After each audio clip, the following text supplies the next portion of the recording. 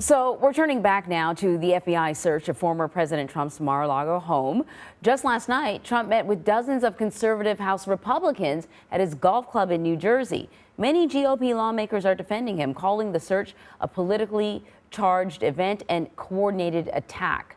So for more on this, we want to bring in CBS News Chief Washington correspondent Major Garrett. Guess where he is? He's right outside of Mar-a-Lago in West Palm Beach. It looks pretty good there. Thanks for joining us this morning. So we've heard from many Trump supporters, those who gathered outside of Mar-a-Lago and those in Congress. They are calling on the Justice Department to be completely transparent about why they pursued this search warrant. They are suggesting that this is politically motivated.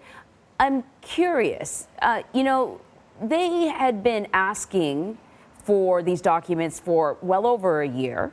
Some documents were handed over, but obviously there was a feeling that there were other documents were still there. That being said, Donald Trump and his lawyers were at least speaking to the Justice Department and the government.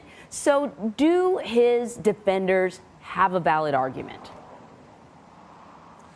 Well, that's for them to decide, Anne-Marie, but I will tell you, having talked to several Trump supporters, and just to be clear, they're not at Mar-a-Lago, they're on a causeway just to my left here on a bridge. They sort of marshal themselves with their horns blaring, playing music, and I talked to several of them, and they look at the situation from this perspective, and this is their perspective, that there are so many investigations of former President Trump, it appears to them, not that he's done anything wrong, which other Americans believe he has, and these investigations are therefore legitimate. They believe he's done nothing wrong, could do nothing wrong in their eyes, and that he is constantly harassed by government powers, principally those set in motion by Democrats. Now, a couple of points of context.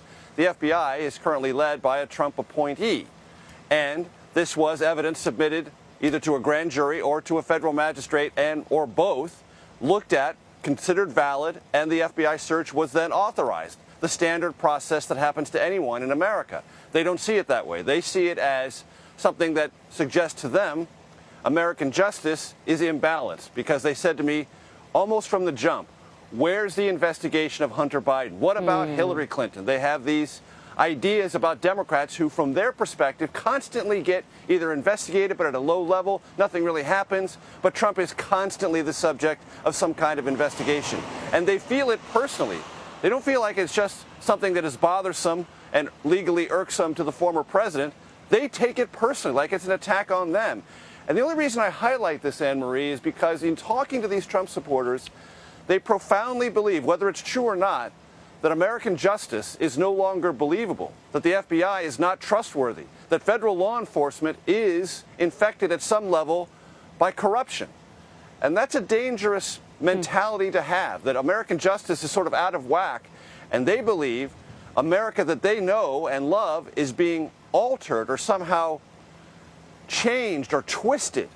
And that's a sentiment I heard over and over and over and over again. And I'm not saying it's true. I'm just saying they believe it and are willing to come to a causeway and stand out in blazing heat and high humidity to make sure that the American people at least see their sense of suspicion and rage about it. So that's what's going on here. And, and that sentiment is kind of being reinforced by prominent Republicans when they say, listen, if we take the House, we're going to investigate the Justice Department. Right.